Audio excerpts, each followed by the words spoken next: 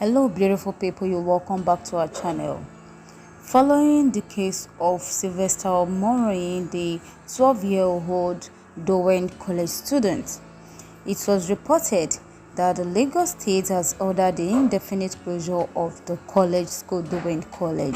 If you are yet to subscribe to our YouTube channel, we urge you to click on the red subscribe button and also add the notification bell beside it to get notified when we upload a new video. Thank you. God bless you as you do so.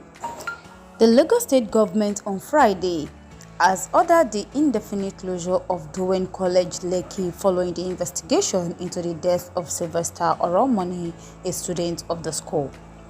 This was contained in a statement signed by the Assistant Director of Public Affairs of the Lagos State Ministry of Education, Lawal.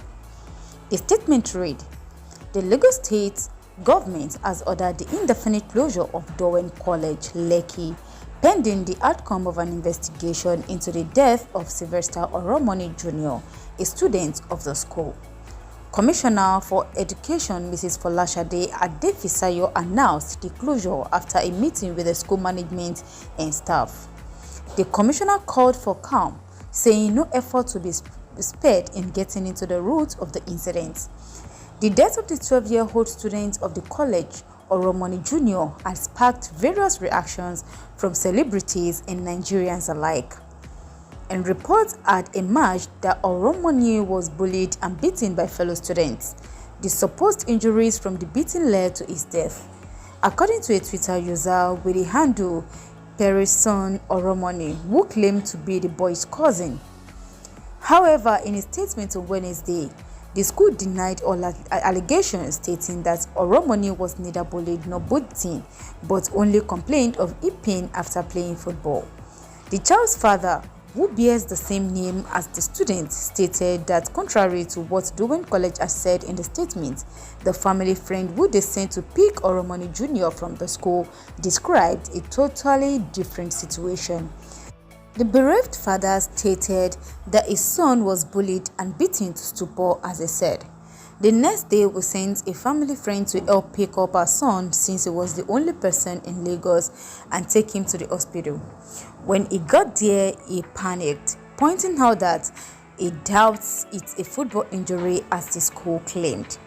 Meanwhile, Dowen College, in an email sent to parents earlier Friday morning, stated that students should not come to school on Friday 3rd December and Monday 6th December because of the incident.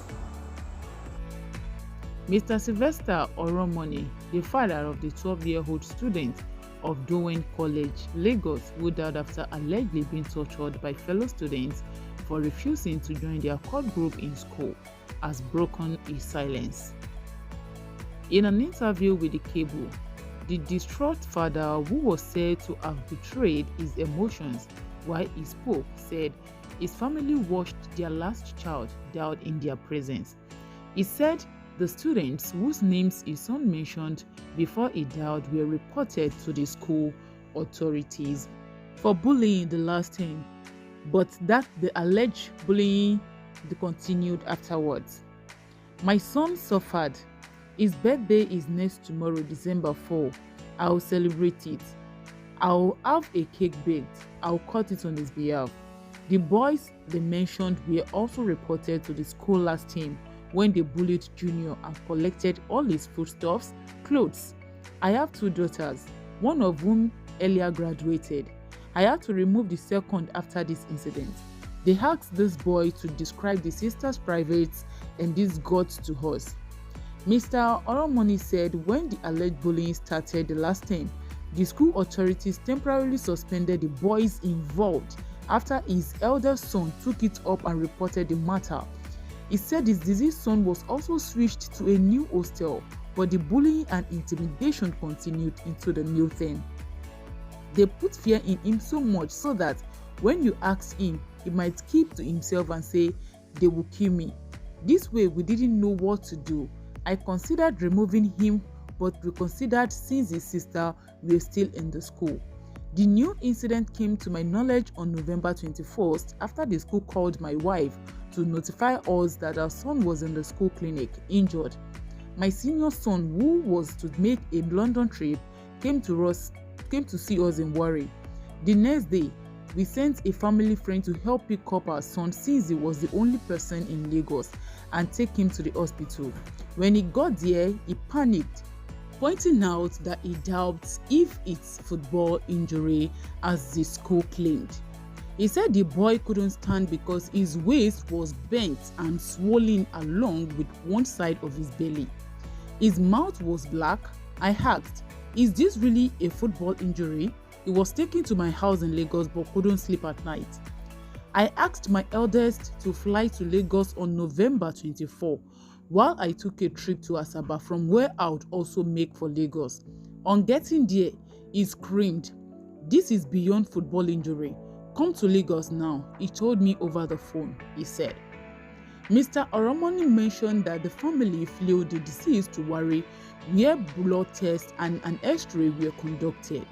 He said Junior also underwent typhoid malaria treatment, but his mouth started peeling in excess of malaria drug side effects.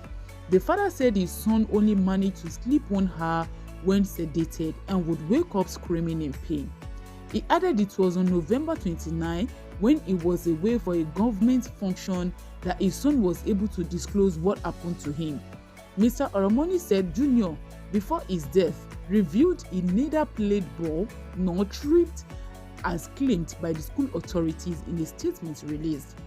He also alleged that the deceased stated that 5 boys had barged into his room, put off the lights and beat him up in the presence of other students.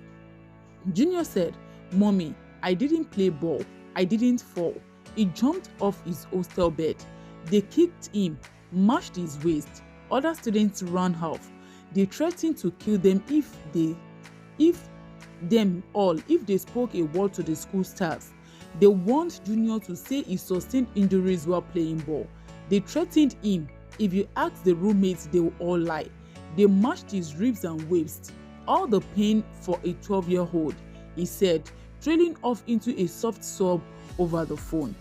The father said Junior suffered liver enlargement due to congealed blood. He said before he could make a return trip to Warri towards facilitating Junior's transfer to the teaching hospital, the boy drew what became his last breath. Oromoni alleged that the principal frowned at him for releasing the deceased boy's picture to the press. He said she argued that the deceased was a minor.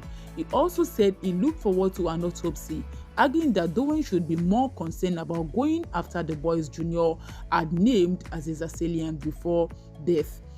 They even released a press statement. Was the principal there when the boy played said football game? Was the principal there when the boy played the said football game?